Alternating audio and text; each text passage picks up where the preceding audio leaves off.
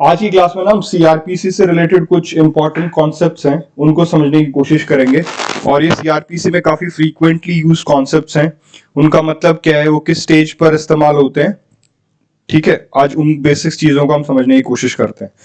तो हम सबसे पहले समझते हैं कि भैया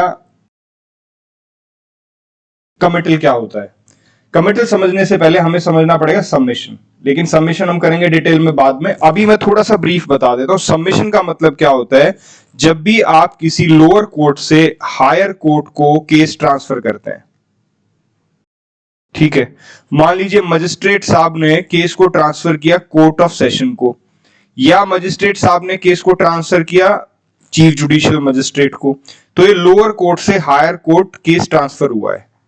ठीक है, लेकिन किसने? मजिस्ट्रेट ने।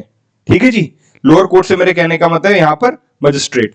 अब जब भी मजिस्ट्रेट कोर्ट ऑफ सेशन को केस भेजेगा तो इस सबमिशन को हम बोलेंगे कमिटल। ठीक है, और जब मजिस्ट्रेट सीजीएम को भेजता है तो उसको हम बोलेंगे सबमिशन ही बोलेंगे उसको। There is no change.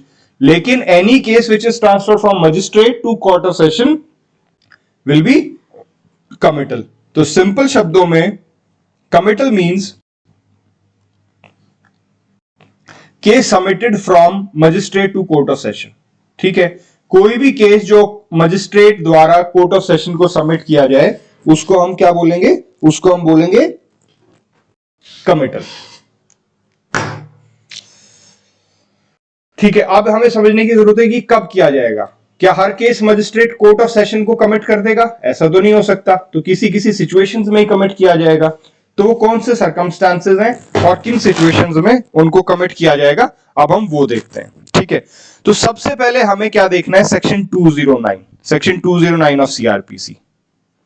Section 209 में एक तो कमिटल होता है और एक होता है सेक्शन 323 में। लेकिन 209 समझने से पहले हमें जाना पड़ेगा सेक्शन 193 में। सेक्शन 193 क्लियरली ये कहता है कि भैया court of session direct cognizance नहीं ले सकता ऑफेंस का। ठीक है, हालांकि इसके कुछ एक्सेप्शंस हैं, जब हम सेक्शन 193 करेंगे या अभी थोड़ी देर में हम उसके एक्सेप्शंस बता देंगे आपको, लेकिन direct cognizance court of session नहीं ले सकता। तो भैया अगर court of session direct cognizance नहीं ले सकता तो फिर कॉग्निजेंस लेगा कौन, और कोर्ट ऑफ सेशन तक मामला कैसे पहुंचेगा? फिर हम जाएंगे सीधा सेक्शन 190। हम ये देखना चाह रहे हैं कि कॉग्निजेंस कौन लेगा। इसका जवाब हमें मिलेगा सेक्शन 190 में, और सेक्शन 190 हमें क्लियरली बताता है भैया कॉग्निजेंस लेंगे मजिस्ट्रेट साहब। ठीक है, मजिस्ट्रेट साहब जब कॉग्निजेंस ले लेंगे तो वो हर उस मामले को जो कि exclusively triable by court of session है उसको कोर्ट ऑफ सेशन में कमिट कर देंगे। अब exclusively triable by court of session है या नहीं है, इसका कहां से पता चलेगा? तो मैंने आपको पहले भी बताया था, आप जाइए फर्स्ट शेड्यूल में।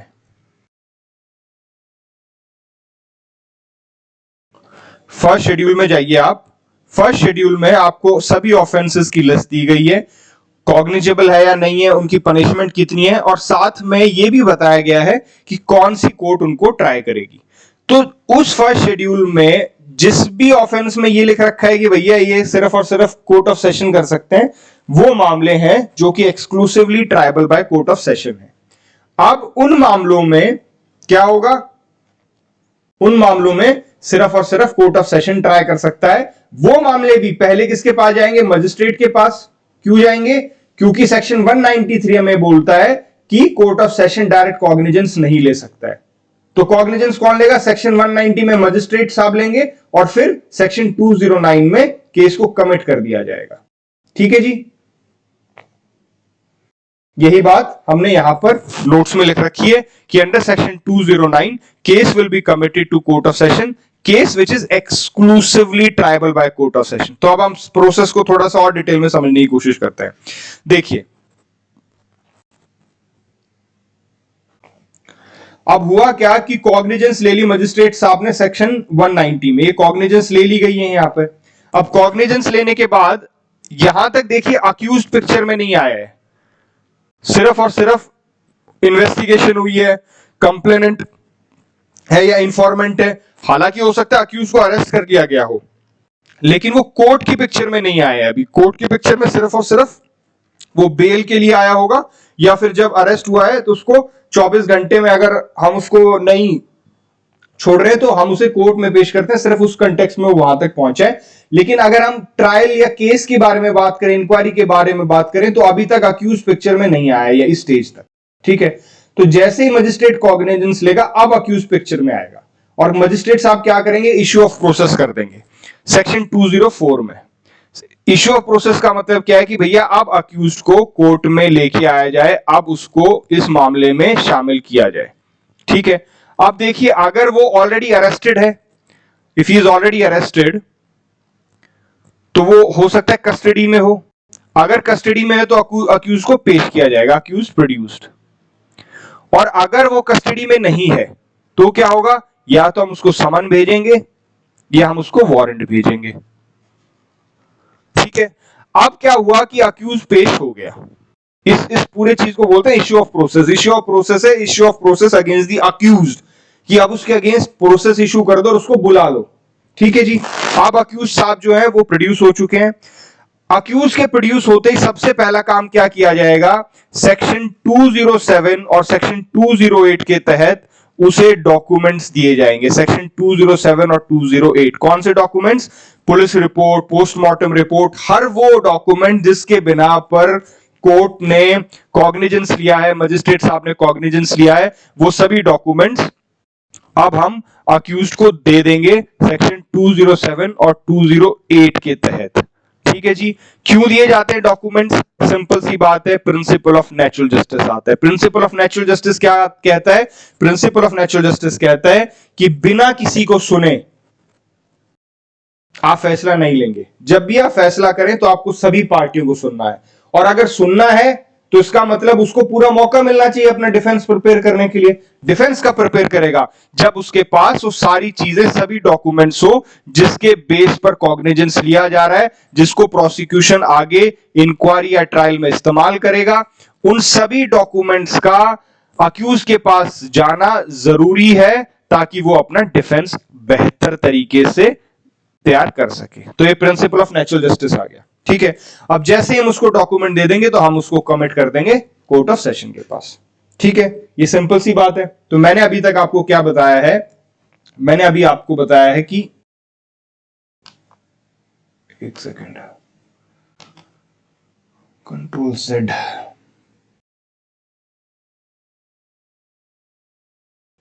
चलिए, हाँ जी, मैंने अभी तक आपको बताया है कि सेक्शन 209 में, एक तो सेक्शन 209 में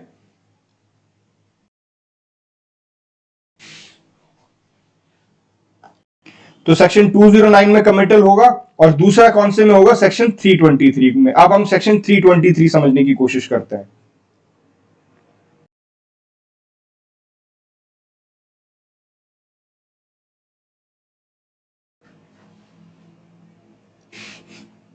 देखिए सेक्शन 323 क्या कहता है, कमेंसमेंट ऑफ इंक्वायरी और ट्रायल। ठीक है, इंक्वायरी या ट्रायल शुरू हो चुकी है लेकिन जजमेंट साइन करने से पहले, देखिए यहां पर मैं समझाता हूं आपको हुआ क्या। इस स्टेज से हमने आपको क्या बताया था पिछली क्लास में कि इंक्वायरी कब शुरू होगी, जब उसने कॉग्निजेंस ले लिया। ठीक है, अब ये इंक्वायरी शुरू हो गई है और यहां पर चार्ज फ्रेम होने के बाद आपकी ट्रायल शुरू हो जाती है। ठीक है, और यहां पर आपकी आती है जजमेंट। तो ये कह रहा है कि इस स्टेज से, कॉग्निजेंस से लेकर इंक्वायरी की स्टेज हो या ट्रायल की स्टेज हो, लेकिन जजमेंट से पहले इस पूरी स्टेज पर अगर मजिस्ट्रेट साहब को लगता है, opinion of the magistrate that the case ought to be tried by the court of session, कि जो केस है वो कोर्ट ऑफ सेशन द्वारा ट्राई किया जाना चाहिए, तो वो केस को सेक्शन 323 में किसको कमिट कर देगा, कोर्ट ऑफ सेशन को। अब आप ये बोलेंगे कि यार ये प्रावधान तो सेक्शन 209 में था कि भैया जो मामले exclusively tribal bye court of session है उनको आप कोर्ट ऑफ सेशन में भेज दीजिए। यहां पर डिफरेंस है, मैं आपको डिफरेंस समझाता हूं। देखिए हो क्या रहा है, इसको पढ़ते हैं। देखिए शेड्यूल के अनुसार अगर offence tribal bye court of session है तो मजिस्ट्रेट क्या करेगा, उसको 209 में भेज देगा, वो बाउंड है। अगर शेड्यूल में लिख रखा है कि ये मामला कोर्ट ऑफ सेशन ट्राई करेगा तो बाउंड है, मजिस्ट्रेट के हाथ में कुछ है ही नहीं। जैसे ही कॉग्निजेंस लिया वो इश्यू ऑफ प्रोसेस कर देगा, इश्यू ऑफ प्रोसेस करने के बाद अक्यूज आ जाएगा, जैसे ही अक्यूज आया उसको डॉक्यूमेंट दे देगा, और डॉक्यूमेंट देने के बाद the magistrate is bound to commit the case to court of session. ये कौन सा मामला है जिसमें कि शेड्यूल में क्लियरली दे रखा है कि जनाब ये जो मामले हैं ये कोर्ट ऑफ सेशन ही इनकी ट्रायल कर सकता है, ठीक है। लेकिन अब ऐसे भी मामले आएंगे कि जहां पर जुडिशियल मजिस्ट्रेट है वो कॉम्पिटेंट है, वो ट्राई कर सकता है उसको, कहां से पता चल रहा है, फर्स्ट शेड्यूल से। लेकिन उसको ये लगता है कि मैं ट्राई तो कर सकता हूं लेकिन फिर भी इस मामले को कोर्ट ऑफ सेशन द्वारा ट्राई किया जाना चाहिए, ठीक है। ऐसे कौन से मामले हो सकते हैं, मान लीजिए कोई बहुत सोशल रेमिफिकेशन का रिलेटेड मामला हो, मान लीजिए केस बहुत कॉम्प्लेक्सिटी भरा हो, कोई मिला के इसमें देखिए क्या फंडा है, मैं बताता हूं, दूसरे तरीके से समझाने की कोशिश करता हूं।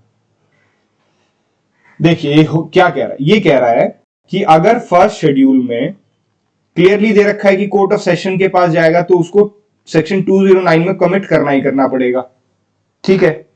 लेकिन मान लीजिए कोई ऐसा मामला आ गया जिसमें जुडिशियल मजिस्ट्रेट उसको ट्राई कर सकता था, कोर्ट ऑफ फर्स्ट शेड्यूल में ये क्लियरली मेंशन है कि भाई फलाना केस इसको जुडिशियल मजिस्ट्रेट ट्राई कर सकता है, लेकिन जुडिशियल मजिस्ट्रेट को लगता है कि यार केस बहुत पेचीदा है भाई और इसके तो बहुत सोशल रेमिफिकेशंस हैं, ये बहुत इंपॉर्टेंट केस है यार, ये ना मैं बड़े जज साहब के पास ही भेज देता हूं, मैं इसको नहीं ट्राई करता हूं, ठीक है, इसमें मामला बहुत उलझा हुआ है। और कोर्ट ऑफ सेशन जो हायर जुडिशियल माइंड है, क्योंकि judicial magistrate you do not need any experience, ठीक है, लेकिन कोर्ट ऑफ सेशन की रिक्रूटमेंट के लिए आपको इतने सालों का कम से कम 7 साल की एडवोकेसी और उसके बाद आप इसके लिए एलिजिबल होते हैं, तो court of session will be higher judicial mind as compare to judicial magistrate. तो जुडिशियल मजिस्ट्रेट को लगता है कि यार ये मामला थोड़ा सा पेचीदा है, थोड़ा सा कॉम्प्लेक्स है, हायर सोशल रेमिफिकेशंस है, तो इस मामले को मैं कोर्ट ऑफ सेशन के पास भेज देता हूं।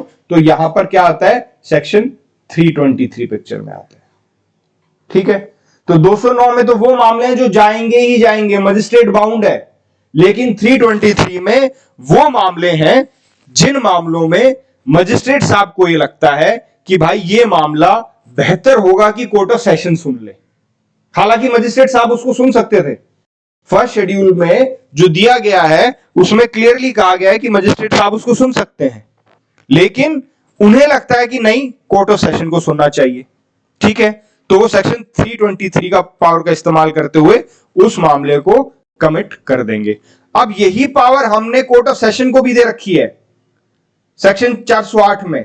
भाई या तो जुडिशियल मजिस्ट्रेट को लगे कि भाई ये मामला कोर्ट ऑफ सेशन सुने, ऐसा भी तो हो सकता है ना कि एक मामला जुडिशियल मजिस्ट्रेट सुन रहा है लेकिन कोर्ट ऑफ सेशन को लगता है कि नहीं यार ये थोड़ा इंपॉर्टेंट मामला है, थोड़ा पेचीदा मामला है, इसको मुझे सुनना चाहिए।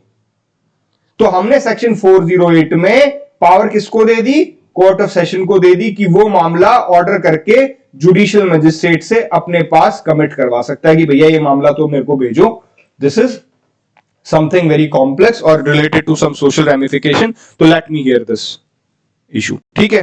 तो हमने क्या देखा, हमने देखा 209 में तो भैया जाएगा ही जाएगा, 323 में वो मजिस्ट्रेट का ओपिनियन है कि जाए या ना जाए, अगर मजिस्ट्रेट साहब को लगता है तो वो जाएगा, नहीं तो वो नहीं जाएगा, ठीक है।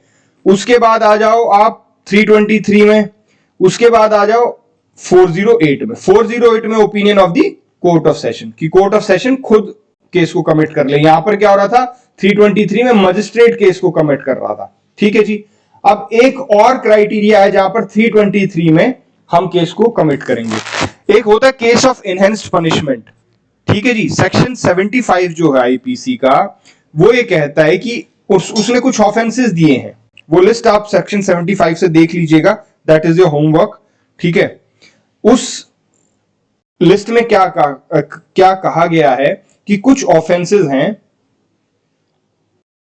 अगर वो दोबारा कमिट कर दिए जाए, मतलब अगर उसमें पहले भी आपकी प्रीवियस कन्विक्शन भी है तो आपकी जो सेंटेंस, आपकी जो सजा है, पनिशमेंट वो बढ़ जाएगी। मान लीजिए उसमें लाइफ इंप्रिजनमेंट हो जाए, एग्जाम्पल देता हूं, मान लीजिए एक ऑफेंस है ए, उसकी ट्रायल आपकी अगेंस्ट चल रही है, ठीक है, उस ट्रायल में आपको कन्विक्शन हो गई।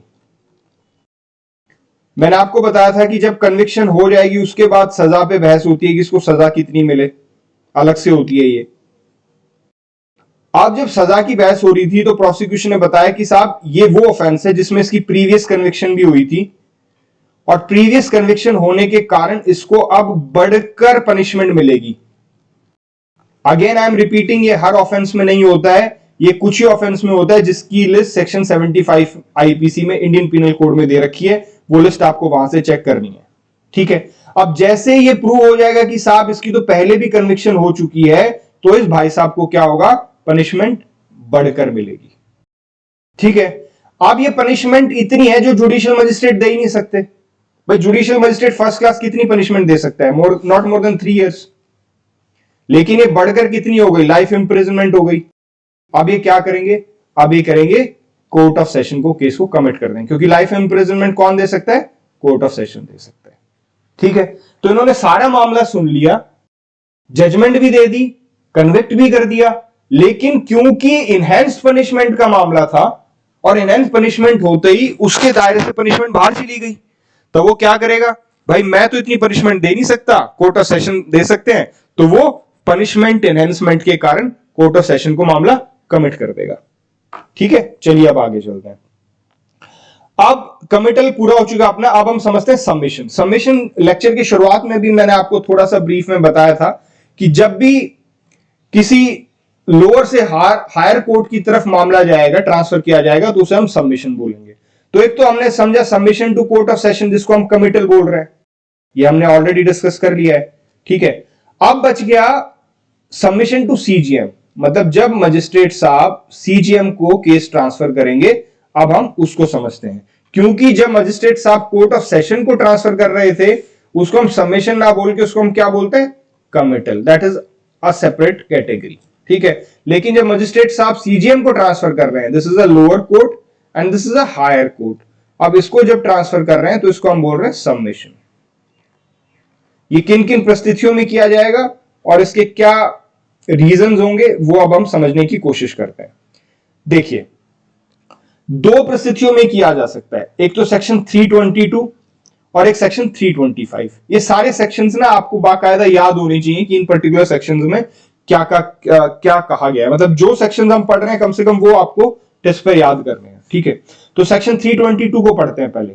Procedure in case where magistrate can not dispose of, ठीक है, वो मामले जिसमें मजिस्ट्रेट डिस्पोज ऑफ नहीं कर पा रहे हैं मामले को। इसका मतलब क्या है, अभी देखते हैं। देखिए क्या हुआ कि मजिस्ट्रेट साहब के पास ज्यूरिसडिक्शन ही नहीं है, किस चीज की ज्यूरिसडिक्शन नहीं है, ट्राई करने की। कैसे, शेड्यूल के अनुसार। उदाहरण के तौर पर मजिस्ट्रेट साहब दे सकते हैं सिर्फ, नहीं सॉरी, उदाहरण के तौर पर फर्स्ट शेड्यूल में यह बताया गया है कि कौन सा केस कौन ट्राई करेगा, ठीक है। अब ये जो केस है ये मजिस्ट्रेट साहब ट्राई नहीं कर सकते, सीजीएम कर सकते हैं, तो वो क्या करेंगे, सीजीएम को केस सबमिट कर देंगे। हम ट्रांसफर शब्द का इस्तेमाल नहीं करेंगे, हम क्या बोलेंगे, सबमिट, सबमिशन पढ़ रहे हैं, ठीक है। दूसरा, टेरिटोरियल ज्यूरिसडिक्शन नहीं है। मान लीजिए मैंने आपको बताया था कि हम एरिया मजिस्ट्रेट डिसाइड कर देते हैं, भाई ये जुडिशियल मजिस्ट्रेट फर्स्ट क्लास है ये साहब, इनके अंदर ये police station 1, police station 2, police station 3, इस तरीके से मान लीजिए 5 पुलिस स्टेशन टोटल आते हैं। अब ये जो मामला है ये PS 8 का है, जो कि मजिस्ट्रेट साहब की टेरिटोरियल ज्यूरिसडिक्शन में ही नहीं आता, तो वो इस मामले को कैसे सुन सकते हैं। अब उनको क्या करना पड़ेगा, ये मामला उस मजिस्ट्रेट को भेजना पड़ेगा जिसकी टेरिटोरियल ज्यूरिसडिक्शन में आता है। तो अब देखिए दो चीज हो सकती है, या तो वो उसी डिस्ट्रिक्ट में है, उसी डिस्ट्रिक्ट का कोई दूसरा मजिस्ट्रेट उसको ट्राई करेगा, तो मजिस्ट्रेट क्या करेंगे, मजिस्ट्रेट भेजेंगे पहले चीफ जुडिशियल मजिस्ट्रेट को, और वो चीफ जुडिशियल मजिस्ट्रेट भेज देंगे उस मजिस्ट्रेट को जिसकी ज्यूरिसडिक्शन है, ठीक है जी। या दूसरा ये भी तो हो सकता है ना कि वो डिस्ट्रिक्ट ही अलग है, मान लीजिए रोहतक का मजिस्ट्रेट है लेकिन जो टेरिटोरियल ज्यूरिसडिक्शन है वो सोनीपत की है, अब ये तो सोनीपत का मामला कैसे ले लेगा? मैंने तो बताया ना कि ये वही मामला लेगा जो उसकी पुलिस स्टेशन के अंडर आते होंगे, जो पुलिस स्टेशन इसको दिए गए हैं।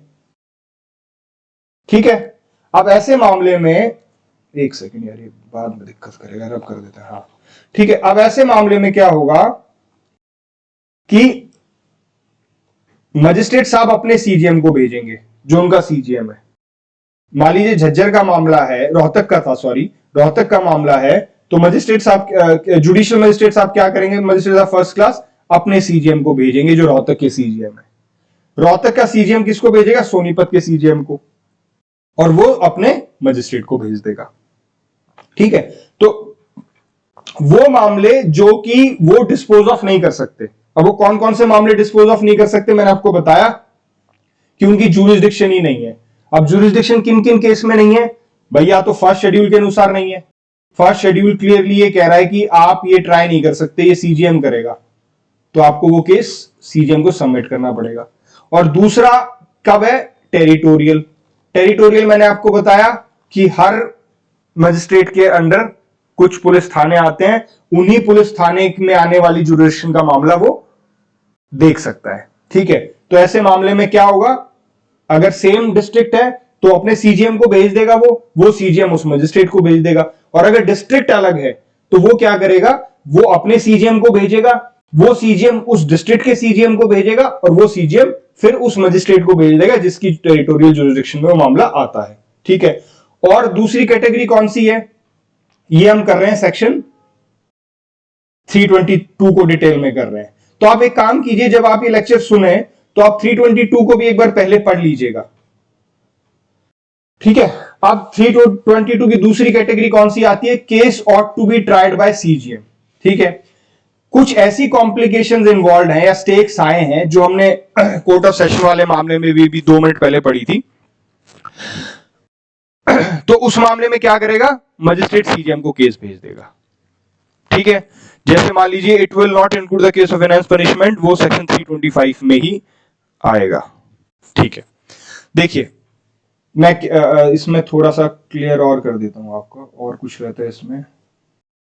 अच्छा, कमिटल का रहता है, ओके।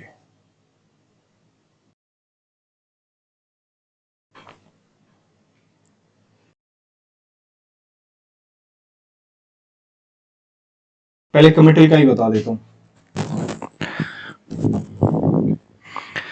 देखिए, हम यहां पर क्या कर रहे थे? हमने कहा कि आपकी जुरिस्डिक्शन नहीं है ट्राई करने की, आप उसको ट्राई नहीं कर सकते, तो आप क्या करेंगे? सबमिट करेंगे। ठीक है, साथ में आप उसे कमिट भी नहीं कर सकते। कमिट क्या होता है? कोर्ट ऑफ सेशन को। आप कोर्ट ऑफ सेशन को नहीं भेज सकते। तो अब उसकी क्या सिचुएशन है? उसकी 2 सिचुएशन है। मान लीजिए same district court of session को जाएगा, बट आप जुडिशियल मजिस्ट्रेट सेकंड क्लास हैं। देखिए, ये डिस्ट्रिक्ट है, मान लीजिए इस डिस्ट्रिक्ट में ये अलग अलग जुडिशियल मजिस्ट्रेट फर्स्ट क्लास है, और ये बीच में आपके कोर्ट ऑफ सेशन है।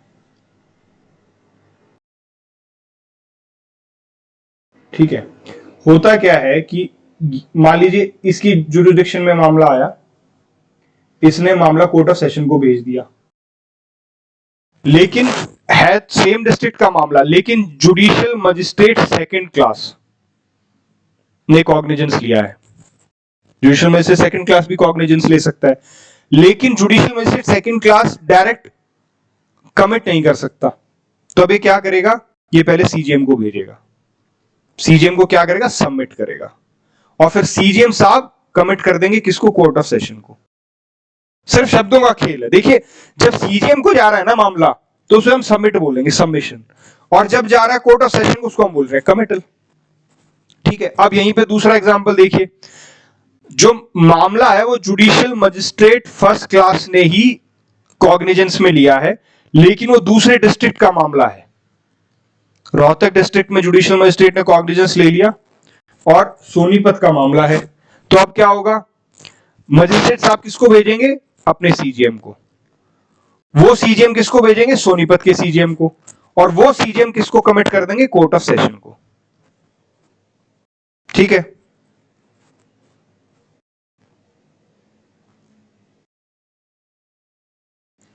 तो अभी हम इसको कंक्लूड करते हैं। हमने ये समझा है इसमें सेक्शन 322 में हमने ये समझा है कि हर वो मामला जिसको मजिस्ट्रेट डिस्पोज ऑफ ना कर सके,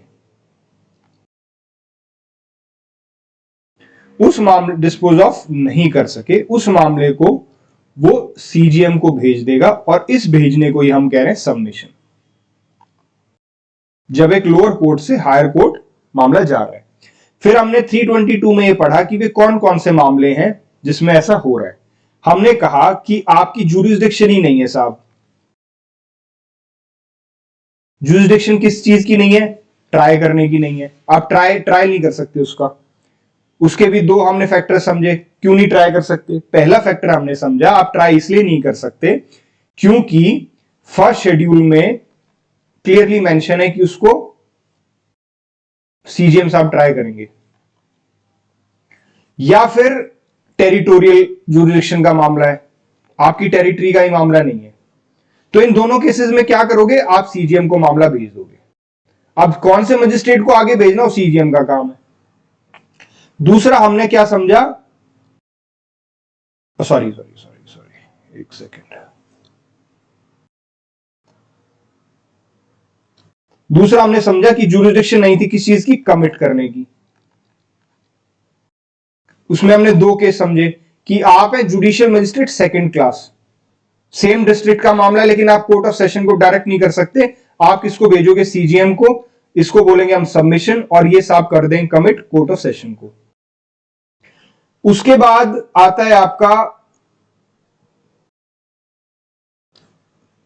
आप जुडिशियल मजिस्ट्रेट फर्स्ट क्लास है लेकिन जो कोर्ट ऑफ सेशन में कमिट करना है वो दूसरे डिस्ट्रिक्ट के हैं कोर्ट ऑफ सेशन।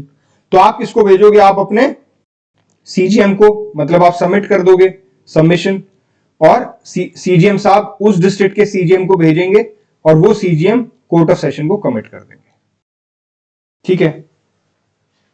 साथ में हमने पढ़ा सेक्शन 325। सेक्शन 325 सिर्फ सिंपल सी बात ये कह रहा है कि procedure when magistrate can not pass sentence sufficiently severe. अच्छा, ये अभी रहता है। ओके,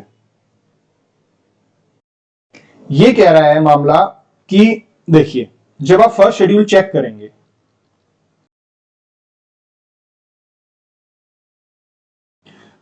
उसमें क्या दिया हुआ है? उसमें यह दिया गया है कि एक लिस्ट में तो, एक कॉलम में तो ये बता दिया कि भैया ये ट्राई करेगा। उदाहरण के तौर पे उसने लिख दिया जुडिशियल मजिस्ट्रेट फर्स्ट क्लास, इस मामले को ट्राई कर सकते हैं। लेकिन उसी ऑफेंस की पनिशमेंट कितनी दे दी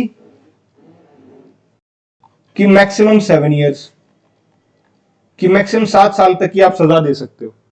अब यहां पे देखिए पेज फंस गया। मामला कौन ट्राई करेगा? Judicial magistrate first class. Maximum punishment कितनी है? 7 साल। लेकिन जुडिशियल मजिस्ट्रेट फर्स्ट क्लास कितनी सजा दे सकते हैं? मैक्सिमम 3 ईयर्स, उससे ज्यादा वो दे ही नहीं सकते। अब जुडिशियल मजिस्ट्रेट फर्स्ट क्लास ने केस को ट्राई तो किया क्योंकि वो एलिजिबल है, वो कर सकते हैं, लिस्ट में उन्हीं का नाम है। ट्राई किया, कन्विक्शन हो गई। अब उनको लगता है कि यार सजा 3 साल से ज्यादा की होनी चाहिए मेरे अनुसार, क्योंकि 7 साल तक दे सकते हो ना आप। अगर उसको लगता है कि 3 साल तक की देनी है तो वो खुद दे देगा। लेकिन अगर 7 साल की सजा देनी है, या 5 की देनी है, 4 की देनी है, 6 की देनी है, मतलब 3 से ज्यादा की देनी है, तो वो तो दे नहीं सकता। मामला फंस गया। वो क्या करेगा? वो सबमिट कर देगा केस को किसके पास? सीजीएम के पास। और यही आता है सेक्शन 325 में। क्या कह रहा है section 325? Procedure when magistrate can not pass sentence sufficiently severe. जितनी सेंटेंस पास करना चाह रहा है वो, अगर वो उतनी सेंटेंस पास नहीं कर सकता, उसके पास पावर नहीं है, तो वो सीजीएम को भेज देगा। ठीक है, सारा डॉक्यूमेंट भेज देगा, बता देगा कि भैया मैंने इसको कन्विक्ट किया है, ठीक है, और मैं आपके पास इसलिए भेज रहा हूं क्योंकि मुझे लगता है कि मेरी कैपेबिलिटी सिर्फ 3 साल तक की सजा देने की है और मुझे लगता है कि इसको ज्यादा की सजा दी जानी चाहिए, तो इसलिए मैं आपके पास भेज रहा हूं, आप इसको सजा दे दो। अब इसमें हमें कुछ कॉम्बिनेशन, परम्यूटेशन कॉम्बिनेशन समझने की जरूरत है कि मामला सीजीएम के पास जब चला गया तो अब क्या होगा। देखिए, क्या सीजीएम बाउंड होगा ओपिनियन मानने का? भाई मजिस्ट्रेट साहब ने यह लिख दिया कि सीजीएम साहब ये मामला मैं ट्राई कर चुका हूं, इसमें मुझे लगता है कि 3 साल से ज्यादा की पनिशमेंट होनी चाहिए, तो क्या सीजीएम बाउंड है? Answer is no, CGM bound नहीं है। ठीक है, दूसरी बात, क्या सीजीएम डी नोवा ट्रायल कर सकता है? डी नोवा ट्रायल का मतलब होता है फ्रेश ट्रायल। भाई ट्रायल तो हो चुकी है ना, कंक्लूजन आ चुका है, जजमेंट आ चुकी है, कन्विक्शन हो चुकी है, तो क्या सीजीएम दोबारा से ट्रायल कर देगा जब उसके पास मामला सबमिट हुआ है? इसका आंसर है यस, ही कैन। भाई वो दोनों चीज कर सकता है, वो रिलायंस एविडेंस पे रिलाई भी कर सकता है जो कि अर्ली हुए हैं, लेकिन वो रिकॉल भी कर सकता है विटनेस को। ठीक है भाई, जितने विटनेस हुए हैं और उनके एविडेंस रिकॉर्ड हो चुके हैं, या तो वो उन्हीं पे भरोसा करके केस को आगे कर ले पनिशमेंट के लिए, या विटनेस को दोबारा कर ले। ठीक है, विटनेस को दोबारा भी बुला सकता है वो अपनी संतुष्टि के लिए। अगला सवाल है, if the CGM wants to acquit और give less punishment then 3 years। भाई जुडिशियल मजिस्ट्रेट ने तो क्या किया, कन्विक्ट कर दिया और कहा जनाब मुझे लगता है 3 साल से ज्यादा की पनिशमेंट मिलनी चाहिए। ठीक है, लेकिन सीजीएम को लगता है कि नहीं नहीं, ये कन्विक्ट ही नहीं होना था, एक्विट होना चाहिए था, या फिर इसको 3 साल से कम की सजा मिलनी चाहिए थी। तो सीजीएम क्या करेगा, वो पहले उसको रिटर्न कर देगा जुडिशियल मजिस्ट्रेट फर्स्ट क्लास को। वो डायरेक्ट नहीं करेगा, जुडिशियल मजिस्ट्रेट फर्स्ट क्लास को अपने ओपिनियन के साथ रिटर्न कर देगा, भाई मेरा ओपिनियन ये है। ठीक है, if the CGM wants to give more punishment, अगर सीजीएम कितनी पनिशमेंट दे सकता है, 7 years मैक्सिमम, और उस ऑफेंस में 7 years से भी ज्यादा की पनिशमेंट का प्रावधान है। तो जुडिशियल मजिस्ट्रेट ने तो क्यों भेजा था, जुडिशियल मजिस्ट्रेट फर्स्ट क्लास ने सीजीएम को इसलिए केस भेजा था क्योंकि ये 3 साल से ज्यादा की नहीं दे सकता, और सीजीएम चाहता है कि इसको तो 7 साल से भी ज्यादा की मिले। तो ये क्या करेंगे, ये कोर्ट ऑफ सेशन को भेज देंगे सेक्शन 323 में। सीजीएम साहब क्या करेंगे, कमिट कर देंगे कोर्ट ऑफ सेशन को। ठीक है, जब भी कोर्ट ऑफ सेशन को मामला जाएगा ना तो उसको कमिट बोलना है, तो ये बार बार आप समझ लो, ध्यान रख लो। ठीक है, अब आते हैं आगे। A and B are accused and only A needs to be given more punishment. दो अक्यूज्ड हैं, ए और बी, दोनों के अगेंस्ट ट्रायल चली, दोनों का कन्विक्शन हो गया। ठीक है, अब मजिस्ट्रेट साहब को लगता है कि यार बी को तो ठीक है 3 years की सजा बहुत है, लेकिन ए को ज्यादा मिलनी चाहिए 3 years से, तो क्या हम दोनों को सबमिट कर देंगे? इसका जवाब है जी, यस, दोनों को, हम दोनों को भेजेंगे सीजीएम के पास। लेकिन मान लीजिए बी जो थे वो एक्विट हो गए, तो हम सिर्फ ए को भेजेंगे। Both have to be submitted to CGM, but if B is acquitted he need not be taken to CGM. ठीक है, यहां तक कॉन्सेप्ट क्लियर हो गया। तो आज हमने कमिटल समझ लिया है, हमने सबमिशन समझ लिया है, अब हम आते हैं कॉग्निजेंस पे। देखिए, अगर हम इसके मीनिंग की बात करें, मीनिंग हम डिटेल में कॉग्निजेंस अलग से करेंगे तब समझ लेंगे, अभी के लिए मैं बेसिक बता देता हूं। जब कोर्ट अपना जुडिशियल माइंड अप्लाई करते हुए केस में प्रोसीड करे तो उसे कॉग्निजेंस कहते हैं। ठीक है, प्रोसीड वो सेक्शन 20 में भी कर सकता है जब कंप्लेंट केस हो, या फिर पुलिस रिपोर्ट जब आए तो वो कॉग्निजेंस ले सकता है। अभी के लिए आप इतना समझ लिए, बाकी इसको हम डिटेल में करेंगे। लेकिन अभी हमें समझना क्या है कि कौन कौन कॉग्निजेंस ले सकता है और किस बेस पर ले सकता है। तो सबसे पहले तो 3 आदमी कॉग्निजेंस ले सकते हैं, judicial magistrate first class, judicial magistrate second class और कोर्ट ऑफ सेशन। लेकिन कोर्ट ऑफ सेशन के बारे में तो हम कह रहे थे कि कॉग्निजेंस नहीं ले सकता, मैं अभी भी वही कह रहा हूं, लेकिन कुछ तो एक्सेप्शंस होते हैं ना, उन एक्सेप्शंस के बारे में अभी हम डिस्कस करेंगे। तो सबसे पहले हम देखते हैं जुडिशियल मजिस्ट्रेट फर्स्ट क्लास का मामला क्या है। देखिए, सेक्शन 190 बताता है हमें judicial magistrate first class cognizance ले सकता है किसी भी ऑफेंस की, एनी ऑफेंस, अगर वो कॉम्पिटेंट भी नहीं है। ठीक है, कॉम्पिटेंट किस चीज के लिए नहीं है, ट्रायल करने के लिए।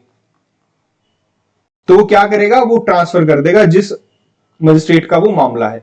मान लीजिए जुरिस्डिक्शन है, मैंने आपको बताया कि एक मजिस्ट्रेट की मान लीजिए 6 पुलिस स्टेशन की जुरिस्डिक्शन है, लेकिन जो मामला है वो 8वें पुलिस स्टेशन का है, तो क्या ये कॉग्निजेंस ले सकता है? इसका जवाब है हां, ले सकता है, यस। कॉग्निजेंस लेने के बाद वो ट्रांसफर कर देगा उस जुडिशियल मजिस्ट्रेट को जिसके थाने का वो मामला है। तो सबसे इंपॉर्टेंट बात है कि कॉम्पिटेंसी इंपॉर्टेंट नहीं है, competency to try the case, तो भी वो कॉग्निजेंस ले सकता है। अब आता है जुडिशियल मजिस्ट्रेट सेकंड क्लास, क्या ये कॉग्निजेंस ले सकता है? तो सेक्शन 190 हमें क्लियरली बताता है कि ये कॉग्निजेंस ले सकता है, लेकिन दो कंडीशंस आपको फुलफिल करनी पड़ेंगी। पहली condition, judicial magistrate second class को सीजीएम ने एम्पावर किया हो। हर जुडिशियल मजिस्ट्रेट सेकंड क्लास नहीं ले सकता, वही ले सकता है जिसको सीजीएम ने एम्पावर किया है, ठीक है। दूसरी बात, can only take cognizance of those offences of which he is competent to try. देखिए डिफरेंस आ गया। यहां पर क्या था, मजिस्ट्रेट प्लस फर्स्ट क्लास में अगर वो कॉम्पिटेंट टू ट्राई नहीं भी था, कॉम्पिटेंट टू ट्राई नहीं भी था, तो भी वो कॉग्निजेंस ले सकता था। लेकिन इस मामले में क्या है कि वो कॉम्पिटेंट होना चाहिए ट्राई करने के लिए, तभी वो कॉग्निजेंस ले सकता है, ठीक है। अब आते हैं कोर्ट ऑफ सेशन पे। कोर्ट ऑफ सेशन में हम देख चुके हैं, सेक्शन 193 क्लियरली बता चुका है कि वो डायरेक्ट कॉग्निजेंस नहीं ले सकता ओरिजिनल जुरिसडिक्शन में। Court of session shall not take cognizance unless the magistrate has committed. Magistrate commit करेगा तभी वो उसको कॉग्निजेंस लेगा। सेक्शन 209 और 323 में ही कमिटल हो सकता है, ठीक है। अब ये समझिए कि magistrate, the cognizance is always to be taken first by the judicial magistrate as provided in section 190 and thereupon when the committal is made by such magistrate under section 209 or 323 the court of session will take committal cognizance। वही बात बोल रहा है कि जो court of session है वो direct cognizance नहीं ले सकते, ठीक है। डायरेक्ट कॉग्निजेंस नहीं ले सकते तो कॉग्निजेंस कौन लेगा? मजिस्ट्रेट लेगा। और सेक्शन 209 और 323 में वो केस को कमिट कर देंगे किसके पास? कोर्ट ऑफ सेशन को, और इसको बोलेंगे कमिटल कॉग्निजेंस, कि कमिट करने के बाद हमने कॉग्निजेंस ली है। लेकिन इसके एक्सेप्शंस हैं जो कि सेक्शन 193 में ही दिए गए हैं। एक्सेप्शंस क्या क्या हैं? पहला एक्सेप्शन है डिफेमेशन का मामला हो, प्रेसिडेंट, गवर्नर एक्सेट्रा, और भी इसमें वो है व्यक्ति हैं जैसे मिनिस्टर हो गए, ये सब हो गए, तो आप एक बार 199 सीआरपीसी चेक कर लीजिएगा कि वो कौन कौन से हैं, उस लिस्ट में कौन कौन आएगा, ठीक है। दूसरा सेक्शन 319, मान लीजिए मिस्टर ए के अगेंस्ट कॉग्निजेंस लिया गया। कॉग्निजेंस लेने के बाद इसको कोर्ट ऑफ सेशन में कमिट कर दिया मिस्टर ए को, और इनके अगेंस्ट ट्रायल चल पड़ी है अब, ठीक है। ये ट्रायल चल रही है। ट्रायल के स्टेज पर आकर कोर्ट को लगा कि मिस्टर बी भी इन्वॉल्व है भैया मामले में, तो क्या मिस्टर बी को पहले मजिस्ट्रेट के पास भेजेंगे कॉग्निजेंस लेने के लिए? इसका आंसर है नहीं। सेक्शन 319 कहता है कि अगर कोई दूसरा व्यक्ति भी आ जाता है ट्रायल के दौरान, किसी और व्यक्ति के अगेंस्ट भी सबूत मिल जाते हैं, तो डायरेक्ट कोर्ट ऑफ सेशन इसका कॉग्निजेंस ले लेगा, मजिस्ट्रेट के पास जाने की जरूरत नहीं है। दिस इज इन सेक्शन 319, ठीक है। तो मैंने आपको बताया सिर्फ दो एक्सेप्शंस हैं जहां पर court of session direct cognizance ले सकता है। एक तो वो मामले जो कि डिफेमेशन के मामले हैं, प्रेसिडेंट, गवर्नर, मिनिस्टर्स, इन सब के अगेंस्ट, अगर कोई इनके अगेंस्ट डिफेमेशन करता है तो direct court of session cognizance ले सकता है।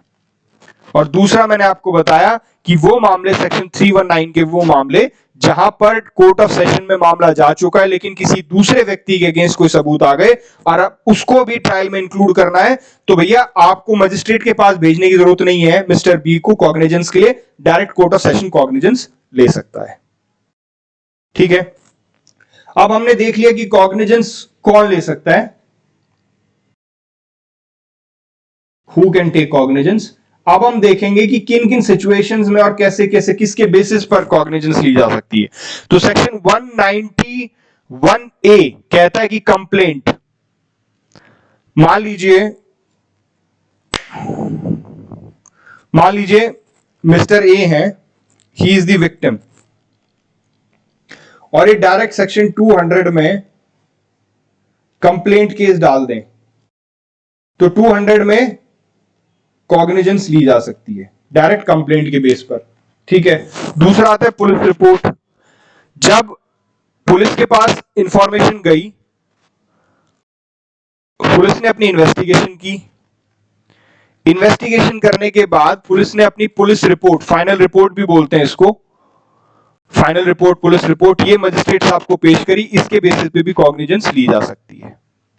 और तीसरा आता है information from any person other than police officer, किसी और व्यक्ति ने इंफॉर्मेशन दी हो पुलिस ऑफिसर से अलग, या फिर खुद की नॉलेज पर, खुद की नॉलेज पर भी, मान लीजिए उस ऑफेंस का सिर्फ मजिस्ट्रेट साहब को पता है और किसी को नहीं पता है, तो भी वो कॉग्निजेंस ले सकते हैं।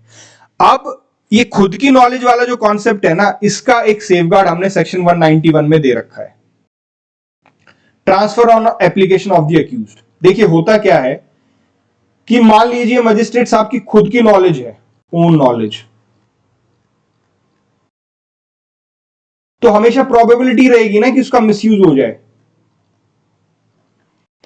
मान लीजिए मजिस्ट्रेट साहब हैं, इनकी दुश्मनी है ए के अगेंस्ट, अब इन्होंने क्या किया, ए के अगेंस्ट कॉग्निजेंस ले लिया, ये कहते हो कि साहब मेरी नॉलेज में है कि इसने एक ऑफेंस किया, जबकि ए ने कोई ऑफेंस नहीं किया था।